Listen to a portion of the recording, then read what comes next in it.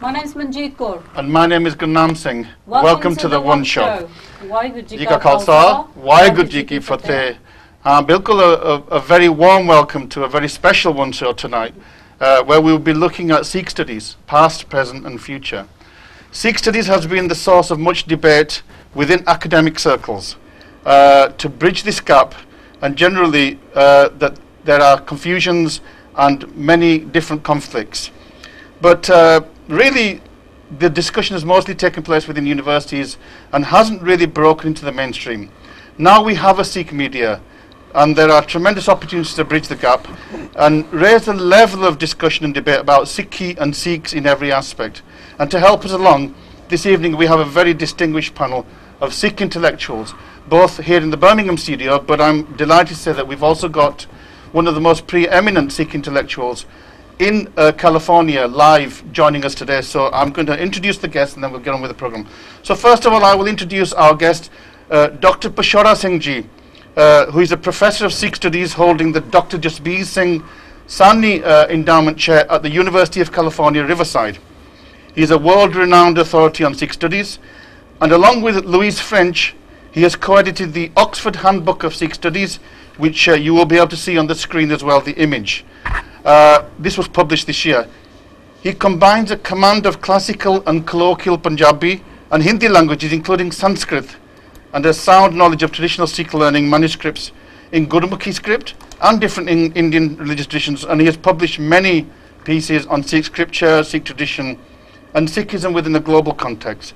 On my left, we have Dr. Upinderjeet Kaur Takhar. She is a senior lecturer in religious studies at the University of Wolverhampton. She is an internationally renowned researcher within Sikh studies. Her work on Punjabi Dalits and identity formation has been published in a number of books, and also she's done work on general aspects of Sikh identity. And more recently, Upinderjeet contributed a chapter to the Oxford Handbook of Sikh Studies, which, as I said, was edited by Professor Pashora Singh. Next to Upinderjeet, we have Dr. Jasbir Singh, who is a research fellow at the University of Leeds. His research interest focuses on the religious lives of young South Asians, in particular British South Asian youth. As a British-born Sikh himself, he brings an interesting new perspective to Sikh studies from a socio-cultural perspective, and in some senses is carving out an interesting interdisciplinary approach linking theology, sociology, history and politics. If we turn to the right, first of all, on my immediate right, we have Dr. Principal Sajinder Singh Sangha, who, as you know, he's a broadcaster. In fact, he appears on the Gall Channel, a journalist, and also an educationalist. He was the UK's first Asian principal of a general further education college, spending some 10 years at the helm of Stockton Riverside College. He has published many articles in both English and Punjabi, crossing the fields of politics, religion, and culture, and recently had an opportunity to travel widely in and around the Indian subcontinent and the Far East, and has very interesting observations about global developments from that region. And on my far right, we have Dr. Shinder Singh Thandhi. He is a principal lecturer in economics at Coventry University, and his main field of study has been the economics of the Punjabi diaspora and the question of Punjabi identity. He has published widely on all these and other aspects, and Shinder has also been closely involved with the International Journal of Punjab Studies and also the Punjab Research Group. So मैं भैन जी नूं मैं सारे वीरां नूं both in California and in the studio सारे नूं जी आयां आखदा तां आपां सारे फतेह बुलाइए वाहिगुरू जी का खालसा वाहिगुरू जी की फतेह.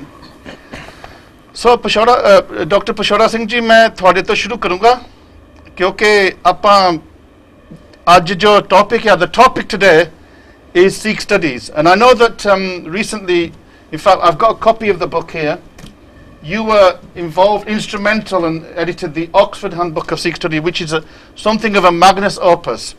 So can you just briefly say something about the book itself and the inspiration behind that? But also, you know, what are the origins of Sikh studies and what are the parameters? What do we mean when we talk about Sikh studies? Thank you very much, Dr. Gurnam Singh Ji. This Oxford Handbook of Sikh Studies is a major project, you know, that we have been able to carry out as a result of 4 years hard labor. And I was invited by Oxford University Press UK to compile this volume. And we had the support of about 45 international scholars. And there were 3 generations of scholars who participated in this project. And you can see, you can read different topics and chapters, that will give you an idea of that this is the most comprehensive volume produced so far in the field of Sikh studies.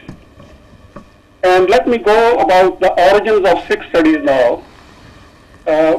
First of all, if you go to look at the history of Sikh studies in North America, the first Sikh Studies Conference was held in 1976 at University of California, Berkeley. In that conference, Professor Mark Juergensmeyer made the point that Sikhism is a forgotten tradition. No one really knows about it. And if Sikhism is mentioned, then it is mentioned briefly, and there's a great deal of misrepresentation. It's presented as sort of a syncretization of Hinduism and Islam. So that concern raised at that time, and then in 1979, Sikh Society of Calgary built a new Gurdwara, Guru Nanak Center in Calgary. And they invited Professor W.H. MacLeod from New Zealand at that time to inaugurate the Gurdwara. From England, Gani Molak Singh also came as a sort of visitor, to inaugurate the Gurdwara. Yeah. So Dr. MacLeod gave the idea that Sikhism is poorly represented in academia, so there should be an attempt by the Sikh community to create a Sikh studies chair in any North American university. So the idea was taken by Sikh Society Calgary. I reached Calgary in 1980. I was fully involved in that project. So we started collecting funds, and then Federation of Sikh Societies came into being in 1981 at Calgary, and they asked Sikh Society of Calgary that we want to take this project to Vancouver, because Vancouver is the place where first Sikhs came about 100 years ago. So they took this project. So we handed over the money that we had collected by time. Professor, if I can just come in there, obviously it's a detailed history and we haven't got time to go into all the detail, but can you in a nutshell, just in a 1 or 2 sentences, tell me, in your sense, what is Sikh studies, what is it really all about, yeah? How can you capture the essence of this field? Sikh studies is an academic understanding of Sikh religion, culture, its doctrines, its practices, and this is very important if you want to have academic respectability in the Western tradition or in the Western countries. We must have academic understanding of Sikh tradition. And so scholarly understanding of Sikh tradition is what is known as the field of Sikh studies. You mentioned MacLeod, but then obviously in terms of the study of Sikhi can go back to the colonial period. So do we take, does Sikh studies begin with the colonial exposition of Guru Granth Sahib Ji with MacLeod and people like that, or are we talking about a much more recent moment? So earlier, during the colonial period, Singh Sabha movement started, and MacAuliffe and Singh Sabha scholars were busy in writing in English language at that time. Sikh studies had already started, but in North America, Sikh studies started only in 1987. The first chair was established at UBC, and Professor Harjot Oberoi was appointed. He held that position for a decade. Okay, so you're saying that in the Western Hemisphere, it is a relatively recent. Thank you very much, Professor. We will come back to some of the other points as well. Yeah, sure. I mean, I don't know if anybody wants to pick up on that kind of question. I don't know. I think it's very important to actually compare and contrast with the situation in UK, whereas in the States and in Canada, it has been quite a systemic approach, especially over the last 20 years or so. Yeah. But in Britain, it has been very scattered. But One can actually collect a number of events which led to developing some studies were very limited. It was short-lived, it was specific and focused, but not as systemically they have developed. well, in we will America. come to that question in a minute, but let's just still focus on the kind of origins and the idea behind Sikh studies. I don't know. Yes, especially in the West, we've got to remember it's quite a new phenomenon. Probably not even extending as far as 4 decades. Some of the older world religions books hardly ever had a whole chapter devoted to a study of the Sikh faith. Very often it was either kind of put into the Hindu section or sometimes even the Islam section. So that whole academic approach is something that we really need to make sure it carries on, because that age-old pull between academic study and a confessional study of Sikh studies hasn't really let it achieve what it should do in terms of the world religions paradigm. I mean, what is Sikh studies? Is it about converting people to Sikhi? No.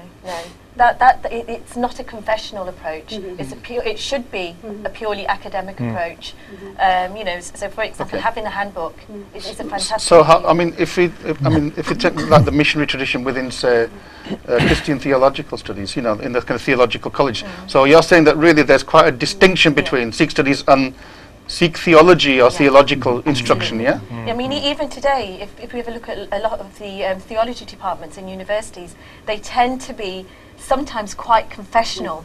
We're still going through this age. Well, we've got somebody who works in the theology department. Yeah, but I I'm mean, sure religion and theology what about are those quite tensions separate. between kind of Sikh theology as a kind of faith, you know, propagating a faith and a belief, and studying a faith and a belief? Well, I mean, so most of Sikh studies, from what I can tell, is more sociological, primarily because there isn't the expertise in the theology departments to have a discussion of Sikh theology. I mean, we're lacking somebody like Professor Peshawar Singh in the UK, for instance. There isn't the knowledge of the deep text and of the historical context. So much of the Sikh studies that occurs in the UK is primarily sociological, sitting in religious studies departments. Can I just give you a slightly different, but absolutely, perspective Shinder, in terms of how Sikh studies enters the debate in the UK, the British context. Okay. As far as I am aware, and very much a British context, the Sikh studies started in a very sort of formalized way with the beginning of the Punjab Research Group, way back in 1984. And Sikh studies was which we founded in Coventry University. Which was founded so we're very proud of Coventry University crowd here. So Sikh studies were subsumed. You know, to me, Sikh studies is the study of the Sikh tradition, its history, its culture, its evolution over time. So at that time, if we go back to the early 80s in the UK, British universities, there was Tamil studies, there was Bengali studies. You know, there were studies about... But they're nationalities, they're not faith groups. There's a this is the tension, isn't there? No, do you go into sociology or do you go into theology? No, that's what I'm coming to. That's what I'm going to. There was no Punjab studies, yet the overwhelming migrants in this country were Punjabis. So this Punjab Research Group was an attempt to put Punjab studies, including the Sikh studies, which would be subsumed within it, onto the university agendas. Okay. So in what you're saying, that in the sense that the genesis of Sikh studies in the UK has been primarily through the Punjabi kind of spectrum, as it were, from the... I think to rectify it, I think slightly... Just briefly, because I want to come back to Professor Saab. I think in actual fact, 20 years before, in 1984, the Sikh studies has been existing in some form or shape, especially in industrial days when there were a lot of conflicts with the Sikh workers through trade union movement. Industrialists wanted to know who these people are, what's their background, where the struggle come from. And Dr. Mark Duffield, actually from Aston University, did a lot of research in the 70s and published the history of black workers Well, movement, essentially Sikhs. I would challenge you, because that's my field as well, race and ethnic relations, and you know, there's a long tradition of race and ethnic that's relations. right. You know, old University of Warwick, we had the Centre for Race and Ethnic, but that was really looking at the sociological paradigm. But I'd just like to come back to Professor Pashora Singh ji in California. Professor Saab, can you hear me? Yes. Yeah, I okay. can hear you. Can I ask you one, because we had this kind of discussion about the tension between, as it were, Sikh theological studies and maybe Sikh social studies, if you like, yeah? Another in Canada, when you started off the kind of Sikh studies programs in particularly in, I think, in Vancouver, some of those tensions arose, didn't they, between what you might call kind of a, you know, propagating a faith system as opposed to critically analysing faith and history, and those were part of the problems in the early days. Is that true? That's true, because, you know, after 1984, the whole security was, you know, sort of, you know, being Sikh scholars very carefully, and they did not like the critical study of Sikh tradition, and that's why, you know, Harjot Obrai became the target at that time. And you yourself, I think, was called by the Akal Takht. Is that true? Harjot Obrai, no, I was called. Yeah. That was in 1991 when I completed my doctoral thesis on the text and meaning of the Ad Granth. That's right. I joined University of Michigan in 1992, and Michigan had started this Sikh Studies endowment fundraising, you know, efforts in 1986. So basically, you know, after UBC, Michigan was the second most important experiment in the United States. So by the time I joined University of Michigan in 1992, somebody stole my thesis and made photocopies and distributed all over the world.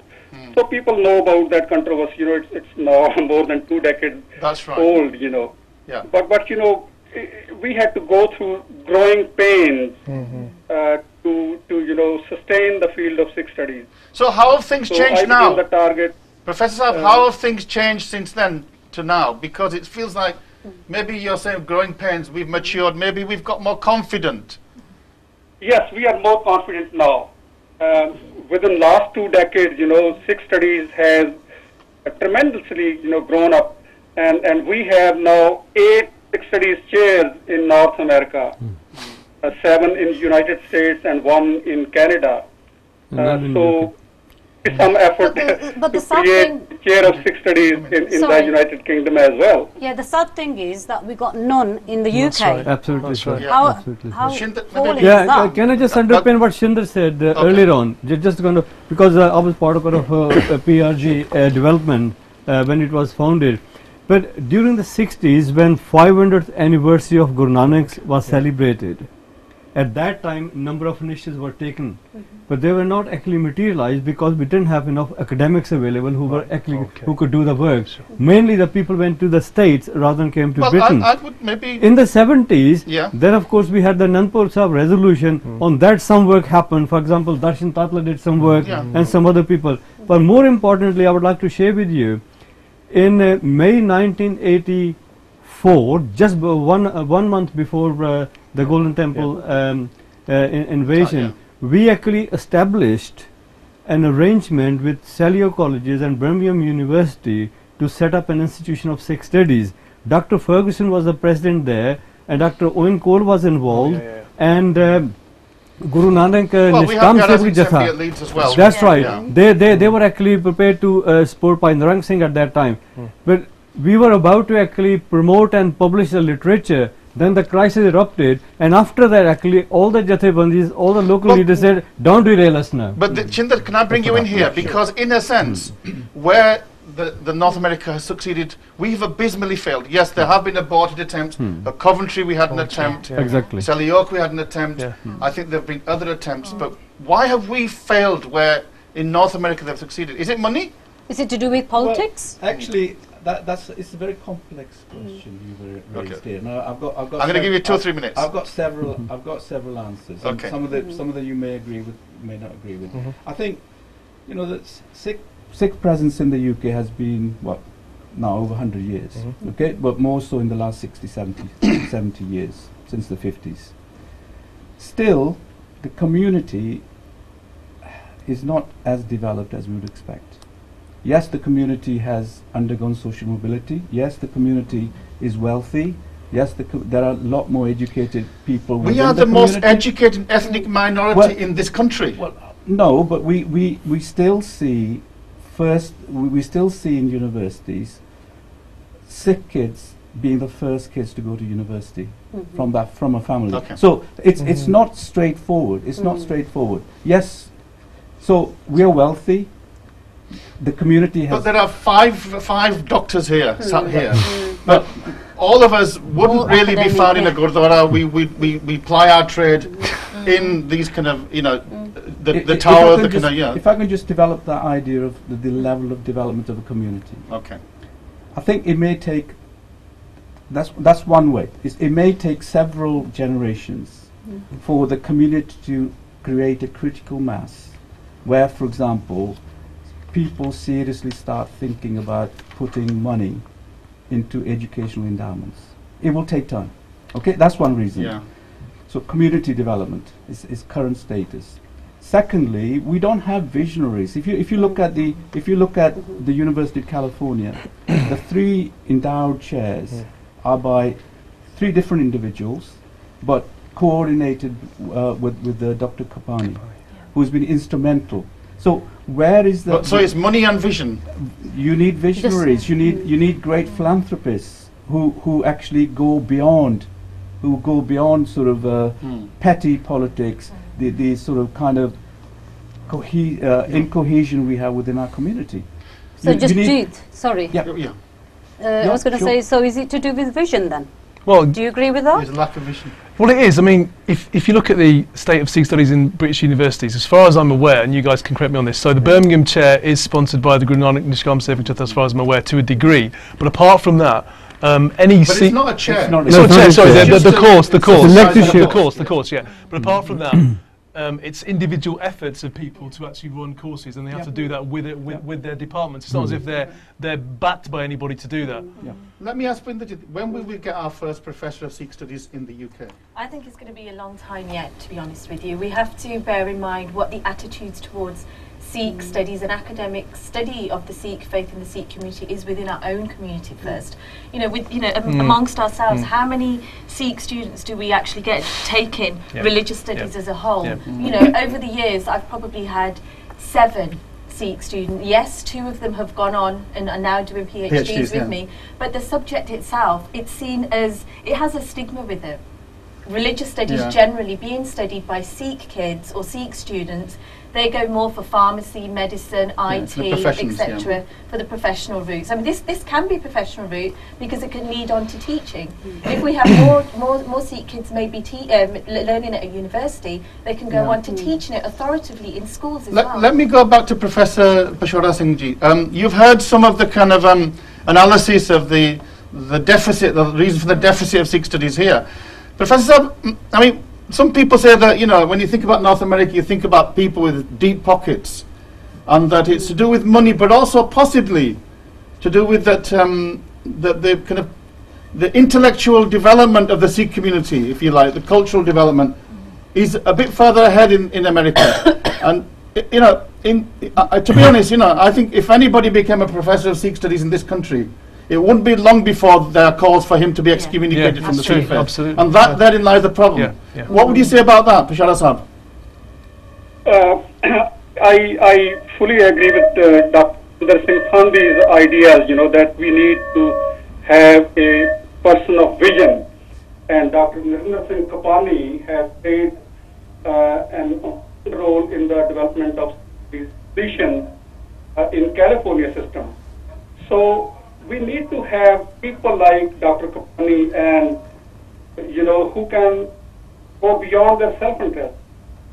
Most of the time, you know, we have spent a lot of money on building gurdwaras, but we really do not pay attention to academic side of Sikh tradition. We need to have a sort of movement to strengthen the field of Sikh studies And I know my colleagues in the Jewish studies, how they have maintained about 150 chairs of Jewish studies in North America. I mean, great achievement. And that community is, their number is even less than us. Yeah. More than 25 million, and they are less than 25 million. So we can learn a lot of lessons from the Jewish. I know Jasjit, you wanted to come in. Yeah, so What role can the Gurdwaras play in well, the Sikh studies? I think we need to sell the importance of Sikh studies to the community, and Well, that means the Gurdwara. yeah, well, yeah, and in general. Necessarily the good. Okay, well, we'll come back to But one issue is that, I mean, so yesterday, in fact, I taught 2 lectures on Sikhism to about 120 students at Leeds in a module called Religion in Modern Britain. That's at the university. University of Leeds, yeah. So 120 students, I think, well, none were Sikh, but they're all doing religious studies It degrees. seems like non-Sikhs are more interested in Sikh studies. Yeah. than But the Sikhs point are is, nowadays. I always ask the students before I teach how many have done anything on Sikhi before they've come to university. Yeah. And these are students who've done GCSE RE, A-level RE. Yesterday, it was a big fat 0 Wow. out of 120. And the issue is we need to promote Sikh studies in universities, because then RE teachers will learn about Sikhism and then be able to teach it in RE. The problem we have is that many RE teachers now don't teach Sikhi at all. But Abhinderjit, you've been working on the curriculum. Just Yeah. tell us about the kind of work you've been doing on the curriculum, the RE Okay. curriculum. On the curriculum, a couple of years ago, the OCR board. Yeah, you brought which some is- examples. Yeah, which is one of the main examining boards, saw this gap. That two faiths, Sikhism and Buddhism, weren't being taught in schools. So they approached me to write the specifications for it. And accompanying those specifications is lots of resources. These are all professional, educational, published by Heinemann. There's a teacher's guide, and that's important for us to have a teacher's guide, Yeah. because as Jasjit said, a lot of teachers are a bit apprehensive about Yeah, teaching absolutely. Sikhism, both at GCSE and A-level. Yeah. Because they just don't have the knowledge, and this is where it needs to be taught in schools, which can then be carried on into university, so that PGCE courses That's can the then problem. teach Yeah, it. Can I that's just And that's come over to huge. Dr. Yeah. Sangha, because you are an educationalist, right? And this is, and you've worked obviously at FE. I mean, Energy. and actually, but in a sense, what we're seeing now is the emergence of Sikh schools Yeah. and a kind of consolidation. That's as it were. right. Is that a key kind of change now? I think that's a change in different context, because in the 80s and 90s, Sikh community was struggling to establish some schools through school organization committees of local authorities. That wasn't possible because of local politics and the schools, of course, limits on numbers and finance. But now under conservatives, going for free school development, it is now possible to establish free schools with local development, local funds, with government support. Now, in actual fact, whilst we have a number of Sikh schools developing, there is actually, as Upinderjit has said, there is a great shortage of actually developed curriculum for teachers as well as for pupils and learners. But let me just make 2 points underpinning some of the discussions happened earlier on. In 1973, in Birmingham Town Hall, 100th anniversary was celebrated of Dr. Pai Veer Singh. He was a great Sikh scholar. Yeah. At that time, a resolution was passed to establish a Sikh studies chair In Birmingham University, was it? in Birmingham Yeah. or any other university is prepared to host. But I think comparatively, we didn't have resources. Actually, we had to raise £1,300 simply to celebrate that major function, and we had major interfaith leaders present. We had Birmingham University's professor of theology and so forth present there. BBC actually broadcasted live that program, part of it. My point is actually, because we were working class, we came from rural Punjab, there wasn't so much finance available. There were some people in London who had different kind of focus. Now, coming on to modern current But days, just before that, because, I mean, you've told about this attempt, but there was an attempt at Coventry to establish a degree in Sikh studies. Yeah. What happened there? Well, this is we have 6. I think Dr. Bashar Singh said 7, but I think there are 6 Sikh studies chairs in USA. There's one in Canada. Now, 2 of those occupiers of chairs are migrants, Sikhs, who were educated here, and they went there because there was no Sikh studies chairs here, or there was no That's an important opportunities point. So the to kind of teach brain Sikh trend, studies. we have a Yeah, brain trend. exactly. So we lost them. We lost them. And there Mm. are other academics we've lost. Mm. 1 or 2 other really good social scientists we've lost to the United States because of this deficit. So But in Coventry, it was the community that Yeah. first of all said we want it, and then when no, they no, were asking for money, they kind of no, no. But what happened then? It's a complicated story. I'm not sure how much it was in the public domain. Okay. The course was developed initially up to diploma level. That went through the accreditation processes. It was on the books, and the next stage was to then one more year to get into BA Sikh and Punjab Studies, or Yeah. I think it was called. What happened was the first year went well. There were students who enrolled onto the certificate stage, Mm. and then the people who were teaching that course, their circumstances changed, Okay. and it didn't actually Yeah. it didn't actually go on to the diploma stage. Because part So of the it's vision not the for that. university's fault. It's not Yeah. community Okay, fault. that's fine. But part of the vision for that, just these things, was that we wanted to maybe create a course where our granthees, Yeah. our pracharaks, Yeah. could actually get a university validated degree. That was part of the vision, wasn't it? No, no, Wasn't it? No. I thought that and, was- I, and I'm still thinking about what the role of the Gurdwara should be in creating Sikh studies chairs. I would be very, very, It's important point. We actually So- tried to develop a bilingual degree with the University of Central England, which was, at that time, it's a Birmingham University, now, Yeah. City University, Birmingham now. With the Guru Nanak Dev University, we in actual fact paid a lot of money from our college to Guru Nanak University to collaborate with the Handsworth College, Yeah. UCE, and Guru Nanak Dev University to develop a study program for pracharaks, Okay, for so you lecturers, actually- and so forth. We tried that, but it's a supply and demand situation, because whoever want to get a qualification would be seeking an employment. In our Gurdwaras, because there is a limit of opportunity in terms of livelihood, people actually did not go in the direction. Even for teachers, we set up, for example, RSA diplomas in teaching Punjabi language. And part of the problem is that in our Gurdwara, despite the fact that we have 5,000 people employed directly or indirectly by Gurdwara on regular basis, there isn't sufficient employment for well-paid Let me jobs. just bring Pashara Singh in again. Pashara Singh ji, we're talking about the relationship between Sikh studies and the community, and in particular the needs of our community. Now, in North America, what's the kind of the relationship between the Sikh studies and the Sikh community? Or, is there a kind of a free flow? Do some of the pracharaks come and do the Sikh studies programs, or is it really separate? University programs are completely secular, but we try to involve the community, invite them at our conferences. They can attend the conferences. But universities cannot really interfere in religious affairs of any community. And they want to maintain their academic integrity, so we have to keep that point in mind as well.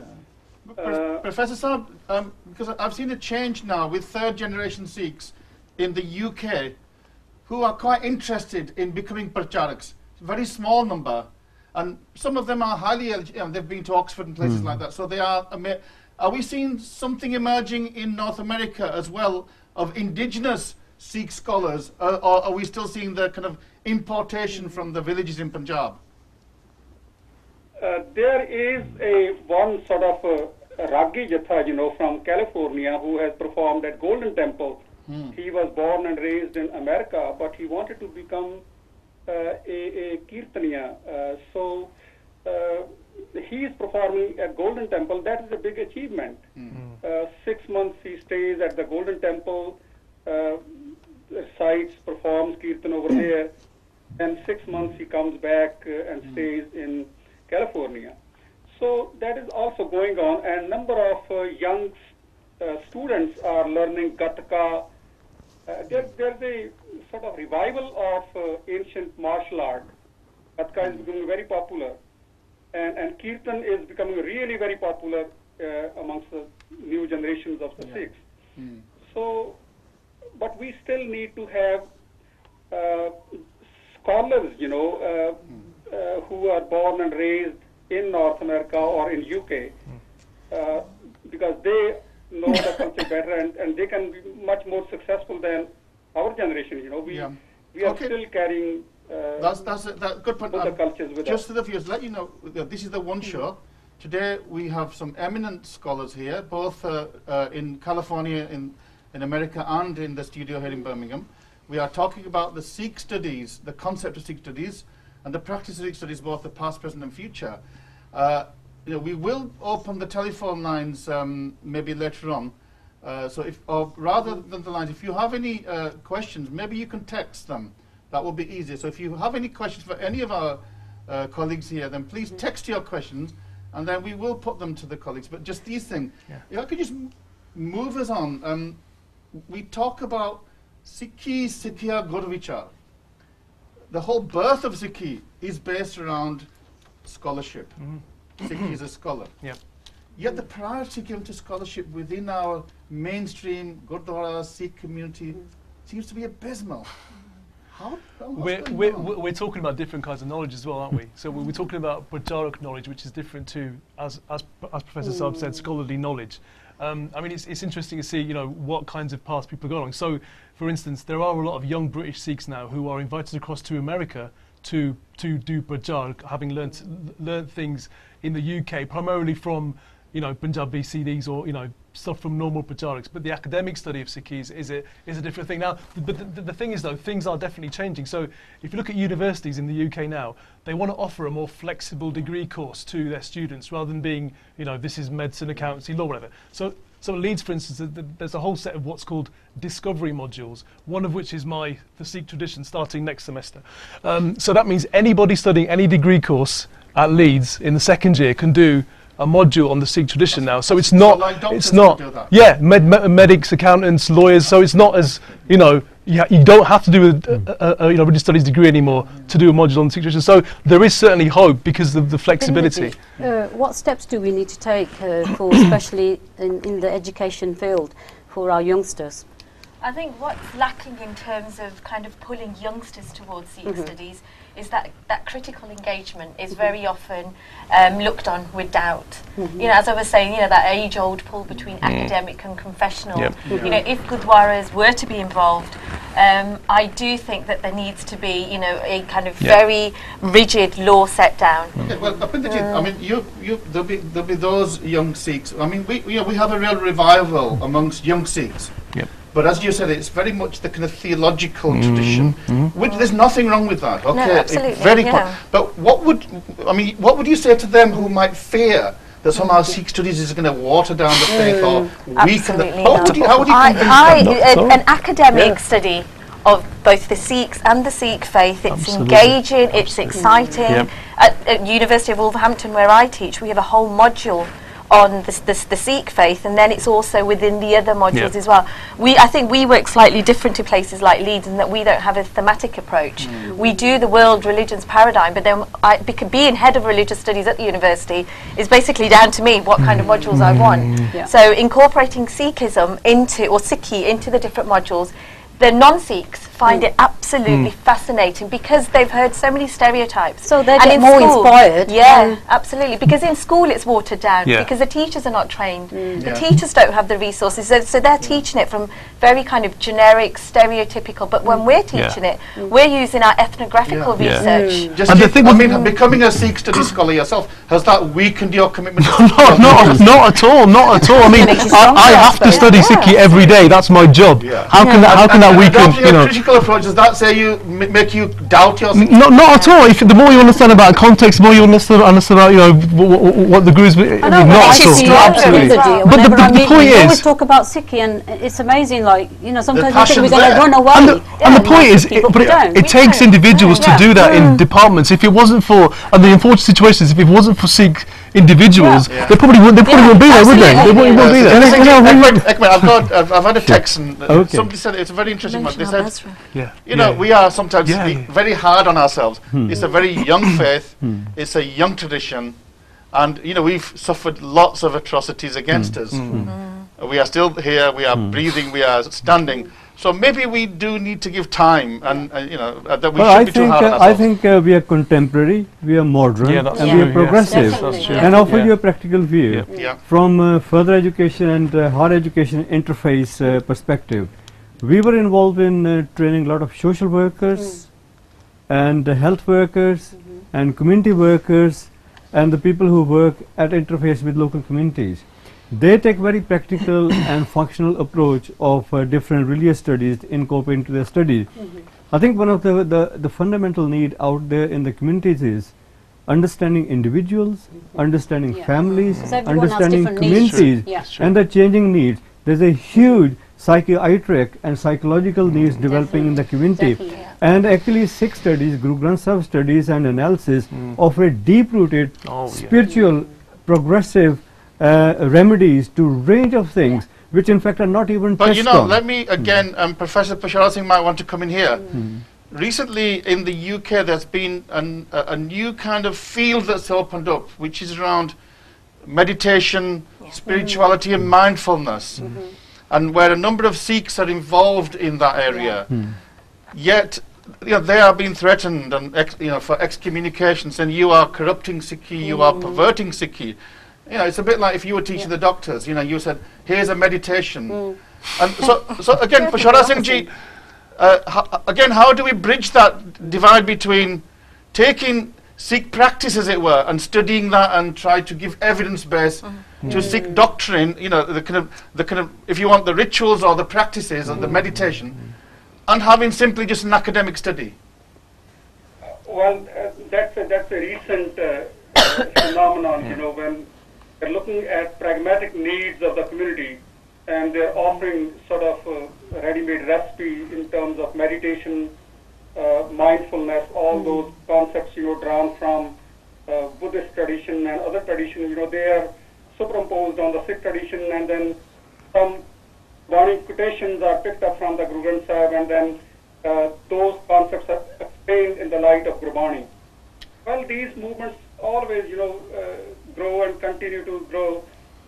In North America, for example, our young students or the youth is much more involved in human rights issues, violation of human rights, discrimination, particularly after 2012, firing at Ukri Gurdwara, when a white supremacist, fired at the innocent devotees, we know that incidents created a great deal of turmoil within the Sikh community, and Sikh coalition and other groups are trying to, protect the human rights of the Sikhs.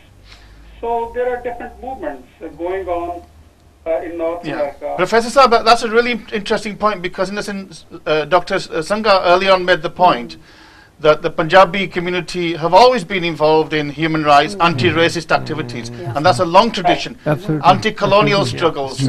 But Shinder, is that another kind of field, because there are many young Sikhs who are campaigning for Sikh human rights, is to attract them into the kind of, is it a Sikh human rights field that we can open up, Sikh ethics and those kind of areas? Well, it is opening up. There's no doubt about it. I think going... Guru Tegh Bahadur Ji's whole life was about human rights. Well, this raises the issue of what is Sikh studies. We're going back to that fundamental question we raised in the first place. Now, universities have a different role to play. Gurdwaras have a different role to play. Schools have a different role to play. So, of course, human rights, Sikh morals, Sikh ethics should be taught everywhere. It's true.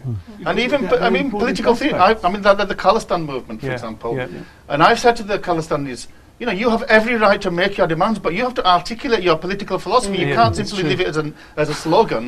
No. And therein lies the challenge, is what is a Sikh state, what is the political philosophy that makes it better than the system we have at the moment? One of my undergraduate actually wrote his whole Thesis. thesis actually, basing his argument. Well, this is what Sant Jarnail Singh Pindranwale said then, and that's a valid statement. And that's why we need to go. I said, look, you need to actually look at the theological point of view, political point of view, circumstances, environment, socio-economic situation, geopolitical situation. Do the full analysis. Only then your thesis can go forward. You simply can't base everything on one statement. Doesn't that now? Are we now not sort of saying that Sikh studies is not religious studies? Well, that's What the we're saying aspect is of it, Sikh yeah. studies Yeah. is a Much wider. Well, Yeah. quotation then, Yeah. because Exactly. politics. we've just had a text exactly on that, and Yeah. they're Yeah. saying, Yeah. and Yeah. they're saying that if Sikh studies is about trying to represent or project or as it were, to explain Sikhism, shouldn't it be Amritaris who should be leading that? Yeah. What would you say to that No. question? Yeah. Absolutely not. I think it's a misunderstanding Yeah. of what Sikh studies is about. Yeah. Because one of the critiques of the colonial was that these were non-Sikhs, Yeah. trying to Yeah. tell the Sikhs what Sikh is. Yeah. Bindu said no. I, Bindu said I'm saying no because I teach Sikh studies Yeah. at university, so no, I don't Yeah. think that. So you one don't need to needs be Amritari to No. Of appreciate course not, because Gurbani. as I said, it's not a confessional approach to the to the faith. It's an academic approach, and there's increasing interest from non-Sikhs. Recently, a couple of months ago, both Yeah. just Jeet Yeah. and myself, we were invited to chair a panel by the British Association for the Study of Religion to have a panel on critical discourse in Sikhi, because our non-Sikh colleagues Yep. want to learn more about it. And you know, and if we're having that line of thought, then how dare they learn about Sikhi, or how dare anybody other than Well, let- an Amritari? Can I just say a very important point? In a sense, Professor Saab, if you want to come in, just speak out, yeah? historically, in Sikh history and in Sikh studies, a lot of practicing Amritari Sikhs have been great scholars. Yeah, definitely. They have Yeah. been great scholars. The They Sikh- are. the Nothing Sikhs are about stopping scholars, Amritari Yeah. Sikhs coming forward and do the analysis and present Yeah. their thesis. Yeah, absolutely. But it is not about excluding others. No. Because it's not the Of course study it of isn't. symbolism only. Yeah. 5Ks are major symbols, very important, significant, but that is not the entire Sikh studies. Absolutely. No. The Yeah. entire Sikh studies about And if I can give you Even the now simple in Punjab, Professor Jyotsingh, there are very distinguished scholars Exactly. who are working with the Exactly. Taksals and the other Niham Jathebandis and people. Absolutely. Yeah. If you look at Gurdwara screens, when Nandkari happened, you have 4 Lamas translation appears. That actually puts off a lot of young Sikhs. Yeah. I've been asked question, but actually that's very biblical, it's very outdated, it's very Indian English. What does it mean? It's very superstitious. Okay. So in actual fact, we need So they want up to modern, progressive, Yeah. simple, Up to straightforward linguist who can do the translation. Absolutely, I don't yeah. know if you know. Remember, I think it was the 300th anniversary of the Khalsa. 99. In our university, we had a 2-day conference Yes, we did. where it was all about the concept of Khalsa. Yeah. And somebody gave a paper in there who questioned whether the 5Ks really is it authentic, and Yeah. speculated that maybe there were 3 Ks. That created uproar because here was who was taking a critical approach. Yeah. Yet for some people that was an absolute insult. How do we overcome that, or we just have to live with this? I think we have to accept if Sikhism or Sikh tradition is to be taught at university, it has to be taught with a critical eye. Which There are no means- red lines? No red lines? No, any statements, any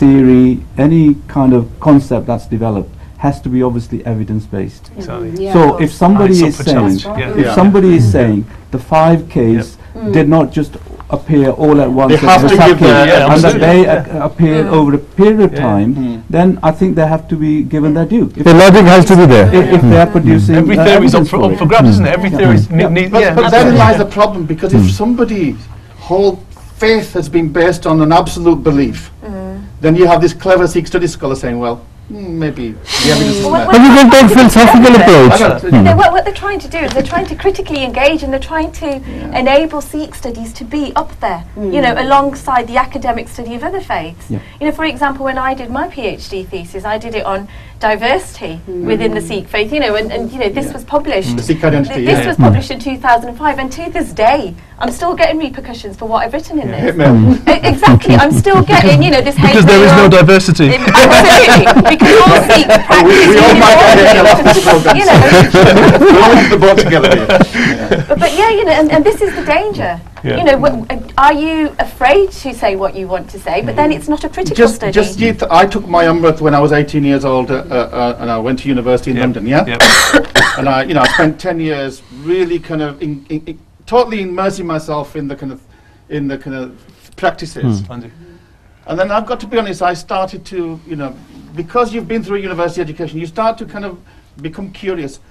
And personally, my faith began to weaken. But then I started to really critically study the Japanese side. I began to really go into the depth. Yeah. And all of a sudden I was kind of, my faith went much absolutely. higher. If you read Asadiva, which I do every morning, that is my favourite bit of Bani, because Guru Nanak is so critical it's a of absolutely statement. everything. And he's saying, be critical, don't just sit there and take what you're told to do as read. Think about what you're doing. And honestly, he's the most critical. When you led like thinker. a sheep, absolutely. That's when the problem Look, comes. Guru Nanak's right. Guru Nanak's Exactly. right. I mean, all researchers. We're all behaving like sheep now. Exactly. I think all researchers and academics need to remember, khojit bo prakare shabd sarv arth vichare. That means keep research and research and analyze from different perspectives. That's what academic study is about. Professor Shara Singh, Professor Shara Singh, if do you think that the Sikh tradition is an oral tradition and it's not accepting modern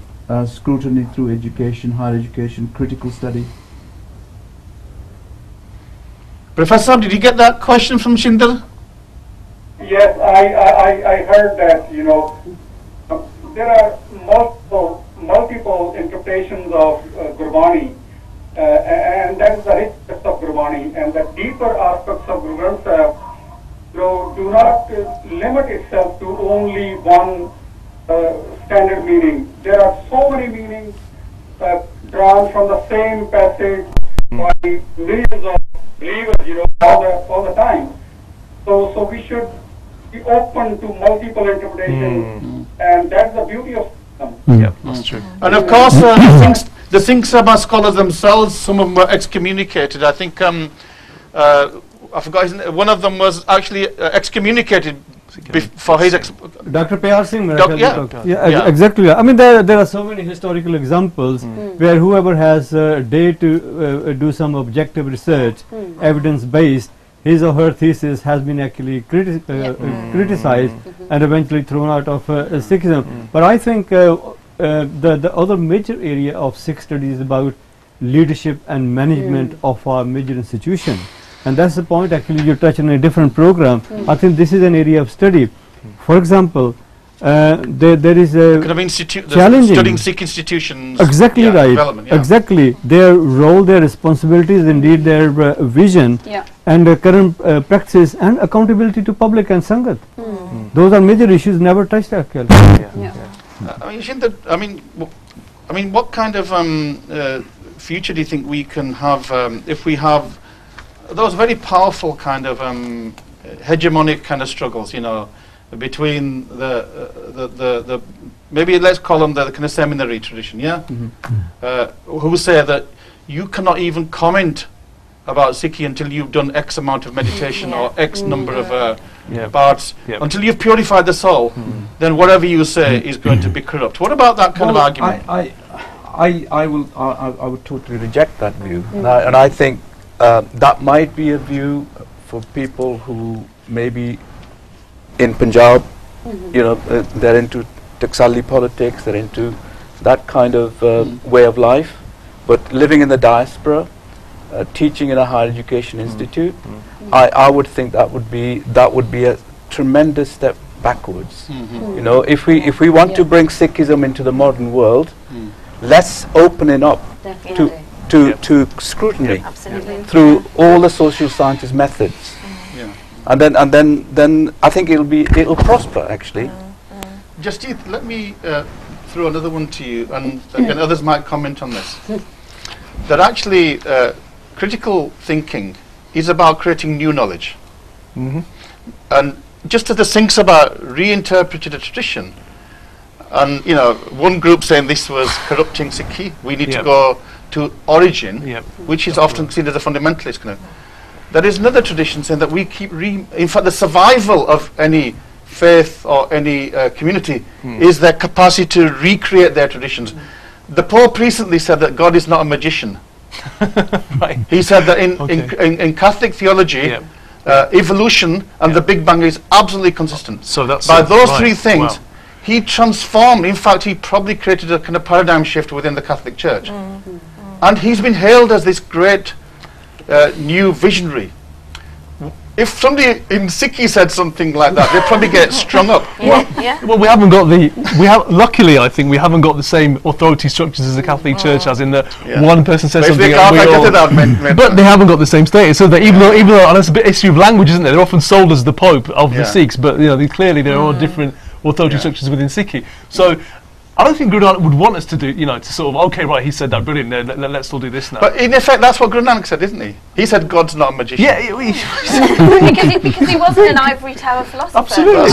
He was a social activist, wasn't he? He was a social activist. Yeah, and he challenged the systems of the day. Absolutely. So that should give us motivation, and I think that there's some confusion between what the term critical is and what the term criticism is. Yes, absolutely right. Okay, that's where some people so just again for the people who are watching, who might conflate those two or confuse them, just say the difference between criticism and critical. Go on. Well, criticism is where you're basically saying... Tichara karniya Punjab tichara karniya. Majak karna, tichara karna. But we're not interested in majak. No, I think we can explain in terms of critical study. Currently, we have had a lot of debate in the media, for example, on Raat Maryada, on Anand Karaj. Don't say as of for this one. Let's program karna. Exactly right. Exactly. That's great. But the thing is, Raat Maryada was agreed in the 1930s by 40 plus very respectable people of that time. But remember, they were old men and they had no experience outside Punjab at all. Now we are a global diaspora. And actually, we're talking about. I mean, and they were from Taxal, they were from Nihang, and it was a very enlightened document, actually. It enshrined that time gender equality well before the West had done that. So Chinder, maybe we've got a very problematic monolithic view of our background, and in fact that's part of the problem, that we only have a selective perspective or retrospective, and that throughout our history, from Guru Nanak, there have been radical, critical kind of interventions. In fact, Guru Nanak himself was a critical intervention. Sure. So, isn't that what we need to kind of I think highlight?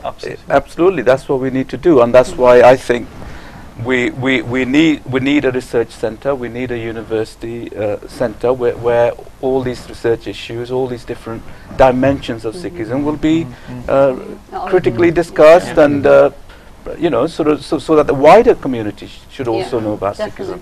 Professor Pashara, you've heard some of the discussion as to how we might be able to configure and reimagine Sikh studies. What are your thoughts about this, about trying to alleviate the fears that maybe those who come from a theological tradition, the critical studies is not about criticizing, but it's about, in many ways, valuing those things and giving them that kind of respect that they deserve critique. What would you say to that, Pashara Singh? My take is, critical studies is not criticism of Sikh religion at all. It's a deeper understanding of Gurbani, and Guru Nanak was so critical of contemporary society, contemporary politics, contemporary religious tradition. So we need to adopt that approach as well, We need to Professor Saab, can you give us an example? Because I know you've done a lot of scriptural analysis. I mean, just you mentioned Asadivar, which is so central. Asadivar is Tell us about example, every day we and this is it exposes the hypocrisy and anything that's going wrong is rejected by Guru Nanak in Asadivar. So should not, we should rise above that phase of criticism of scholars. We don't have to worry about anything at all. Guru Granth Sahib is so powerful, and its message is so clear. We don't have any evolution theory and all it's scientific, and its ethical principles are great, and all the principles that are preached by the Western society, human rights, equality, egalitarianism, they are already there within the Sikh tradition. Professor, we are now in the last 10 minutes of our show, so let's kind of start looking forward if we can, in terms of where we might go. And I know that there was an issue around the role of the media as well, so that might be something else that we want to think about. So, Professor Pashara Singh, just maybe a couple of minutes, where do we go from here, particularly Sikhs in the Western Hemisphere? we should strengthen the field of Sikh studies, you know. We should expand. I mean, there are a number of chairs now being considered to be established in North America, and the same movement should start in UK. You know, I'm really very much optimistic about UK Sikh community because they are much more powerful, they are strong, but we need to shift the focus from other areas to Sikh studies. We need to strengthen that field, and we need to reimagine the positive outcome of Sikh studies here. And what about also expanding Sikh studies, you know, developing the interdisciplinary tradition that just these talking about, but expanding it to areas of ethics, philosophy, areas of philosophy, well, it's in philosophy, but maybe medicine even, and other fields, because if we're saying that Guru Granth Sahib Ji offers you a holistic total, I mean the whole ecology, I read somewhere that the heart of the word green is so prominent in Guru Granth Sahib Ji. It's true. Hanji, Professor Sahib. Studies should expand to all these fields, you know, ethics, moral ethics, you know, and ecology, all these fields, you know, I mean, Guru Granth Sahib is there to provide inspiration in all these areas. Scholars are working, you know, and we are trying to bring scholars all over the world together, you know, and in California, you know, we have been doing that. So our efforts and goal is, you know, to strengthen the field. Academic respectability of the Sikh tradition comes only through academic programs, and we need to keep that in mind. Sajinder Singh Ji, thank you. That will be our power. Yeah, that's great. Sajinder Singh Ji. We don't have to worry about you know, the attacks of RSS or anything. You know, we are so strong and powerful. Movements cannot touch the basic principles of Sikh faith. That's fantastic. Sajinder Singh Ji, you know, you talked about visions. We've been talking about a vision. You know, what kind of vision could you entertain? Particularly maybe in the UK, but wider field. I think within UK, it's quite a ideal time that we have gone through ups and downs. We have reached a point, for example, we have 5 doctors locally living in the studio. There are so many out there as well. There's a community about 100 doctorate scholars in different fields who are very committed to Sikh studies in different form or shape. I think there is a now need for a summit for Sikh studies actually in UK with a very clear vision to set up a Sikh studies establishment at a university. And let me just say that currently university funding, as we all know, actually basically private. Students fund universities.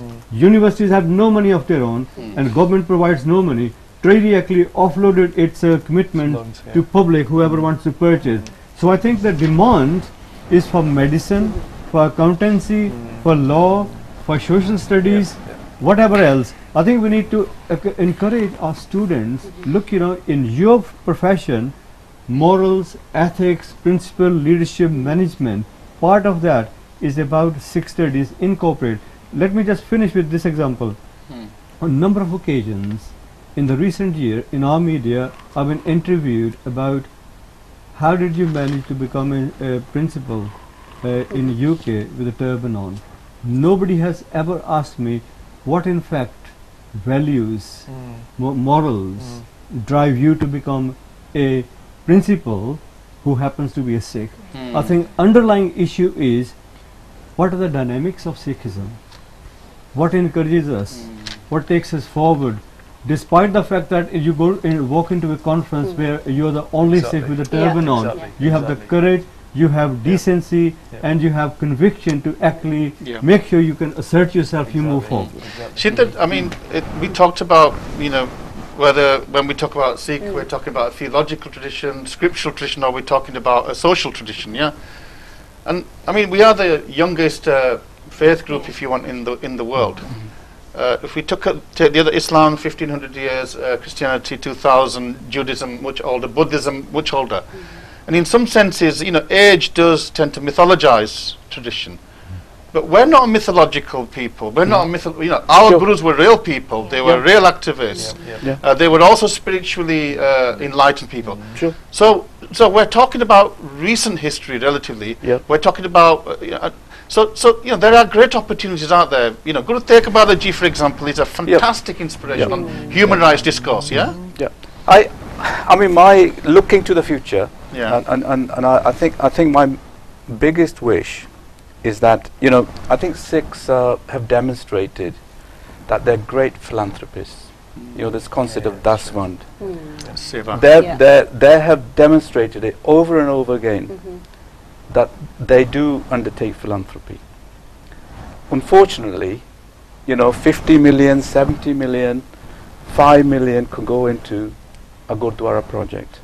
An organization not far from here, where we're sitting, is going to spend millions and millions in beautifying Patna Sahib.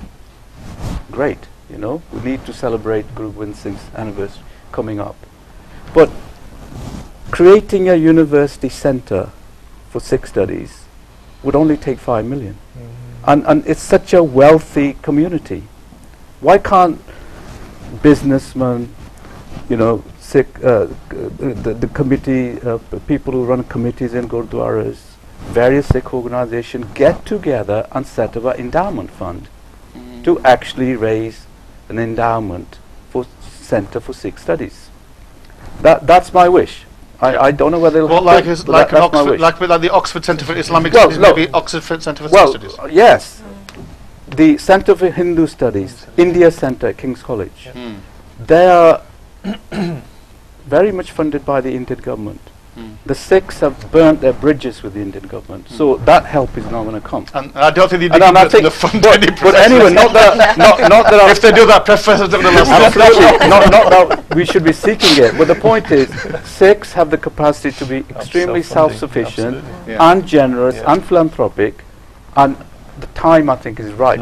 That's part of the Sikh studies. We are good at burning bridges, but not making bridges. Dr. Jasir Singh Ji, we're coming to the end of the program. I mean, we've covered a lot of topics. We need to come back to them, but I just want to emphasise the importance of having a Sikh presence in academia. It's so, you know, like you go to conferences and you're often the only, you know, non-Sikh there. Or, you know, when we spot somebody, we go straight for yeah, exactly. So if we want to be taken seriously, we need to make sure that we're in academia, we're there. So, you know, especially the RE thing. So just to shout out, there's a government consultation at the moment taking place on RE, and currently they're saying that you can only teach the minimum requirement is to teach 2 religions.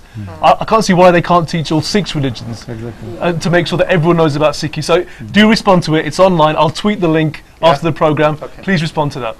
And of course, Pandit, that's often the problem for us. I think rola bahut paune ha, sadna eh ho gaya, but we often miss the boat, don't we? Exactly. We always make the rola after them, and that's why we need the intellectuals and the kind of you know, scholars who can respond to these consultations. I mean, some Gandhi's not going to do that. Yeah, absolutely. and I sent an email out a few weeks ago about this consultation, inviting people to come on board.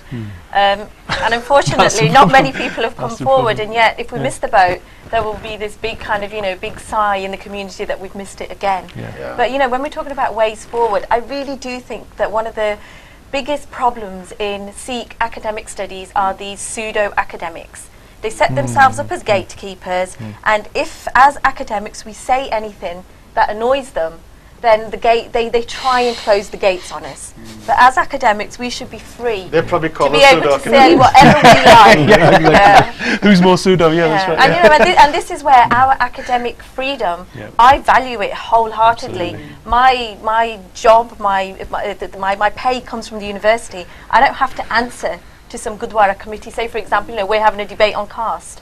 I can openly say what I want to say without fear of, you know, they're funding me, they may close me down. The kind of thought police, Absolutely. Okay. I would like to just make the point that over the last 50 years, what we forget is in Punjabi language, in Punjabi press, lot of serious articles have been written in Punjabi language on Sikhism, which is part of Sikh studies, and they exist.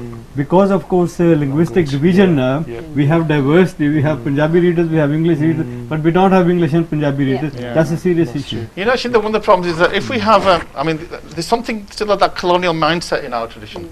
If we have somebody else, non-Sikh, that's maybe done something on, you know, as he's open in the I'll give you a good example. We haven't decolonized. There's an Arya Samaji scholar called Lala Daulat Rai, who wrote a book called Sahib-e-Kamal Guru Gobind Singh. Yeah. It's a beautiful book. He was he was kind of RSS. Him we would honour. Exactly. If Yeah. one of us did that, Oh, we'd yeah, probably- absolutely. so we sometimes we are our worst enemies. Yeah. That's right. I mean, is that conspiracy theory? Do we blame the RSS for creating divisions, or do we just need to grow up? We need to grow I, up. need to grow up. I think we are grown up. I think we just keep we just need to now recognize that we are a global community. We are able to do all these things, and we need to stand up. We don't have to be riding on the back Yeah, of absolutely. back of all these other. Exactly. Okay, we have Absolutely. 5 minutes left, so I'm going to give you each 1 more minute. Professor Pashora Singh Ji, are you still here with us? I'm there, Okay, can I ask I you, haven't I want to ask, question. I want you to say something inspiration. There'll be a lot of young Sikhs, graduates, university students who are watching today's program. Inspire them to My, pursue Sikh studies. suggestion to them is, they should go for a career in the field of Sikh studies. It's a growing field, and it's going to, and they will become the ambassadors of the Sikh community. So, my prayers and best wishes to them, all the time. I'm inspiring them all the time. And I have, in my class of 60 students, for example, I have 10 to 15 Sikh students, but 45 and others are non-Sikh. So what we are doing is we are presenting Sikh tradition to the world audience. That's fantastic, Not yeah. only Sikhs, non-Sikhs are also learning, and they're much more aware of the Sikh traditions now. But So we're Professor, trying to remove yeah. the ignorance. Exactly. Professor Saab, thank you very much. Beautiful Yeah, thank word. you so much. 20 seconds. Surinder. I always say to students, whatever you're studying, consult Sikhism or whatever faith you belong to, because obviously we had different range of students in our classes, and incorporate that studies into your project. When at some stage, contribute that to common studies. That develop actually accumulating Sikh studies. So let 1,000 resource. flowers bloom. Exactly. Yeah. Surinder. I think that's the same. I think I would argue the same, and I'd also for many students, it's a way into learning more about their identity. Which is really important. Yep. Jasjit. Last year I showed a video of Jallianwala Bagh and 1984 to some students, and the question they asked me was, or non-Sikh students, they asked me, why didn't we know about this? Wow, that is amazing. Yeah. And exactly the same as Jasjit said, when we teach about issues that are relevant, the students are absolutely shocked that they've never heard of these, 1984 being one of those. So what I would say to potential students is come and study at the University of Wolverhampton. Well, it's been fantastic being with the academics. The doctors. Are you surprised? Being academic myself, I've enjoyed it, and I always do when I meet academics. Yeah. Well, you should I've got one living with You me. have to say that. No, I love discussing with him. Yeah, okay. I mean, what I would say is don't be afraid of academics. They're not going to bite you. Okay? They're lovely people. But let's take some concrete examples. Saragari. Why do we know about Saragari? It's not because of the Gyanis and the Granthis. It's because of Sikh scholars who have done that historical work. We've received in Soas. We saw the First World War exhibition. Yeah. The Gyanis didn't do that exhibition. It was scholars who did the exhibition, and it's been transformative. If we look at our literature, whether it's literature that is critical or whether it's model to scriptural literature, those people are scholars. Khan Singh Nabha, they were all scholars. Well, Sansingh, Tejas Singh Tejas Singh in Singh, America. And if we think about our great Pracharaks of today, we talk about Gyani Pindarpal Singh, who is a scholar of comparative religion. We talk about Sant Singh Maskeen, who is a comparative religion. So if we want to keep Sikhi alive, then we have to produce scholars, and we have to give them the space to develop their scholarship. And if we are confident about our faith, about the truth in Guru Granth Sahib Ji, we should not fear anybody, Absolutely. any scrutiny, any critique of those scriptures. And I think that's the message. Absolutely right. Yep. Yeah. So, this is the last minute. So, this is the end of today's program. You've been watching the one show on the Carl channel 843. If you like the show, please contact us, but even more, sponsor the Sponsor channel. us. Yeah, sponsor Yeah, the show, definitely. support the channel, because if you support these causes, then we can get stronger. Yeah. Next week's program, we're going to be actually talking about the issue that we discussed the other day, which is to do with cults and sects within Sikhi and how they are polluting the Sikh community. So we will be having a very powerful discussion next week about that. But from all my colleagues here, from Professor Pashora Singh in California, Shinder, Upinderjit, Jasjeet, and Sangha Sahib and Manjeet, मेरे वालों भी सारे गजवाज के फतेह बुलाओ जी वाहिगुरु जी का खालसा वाहिगुरु जी की फतेह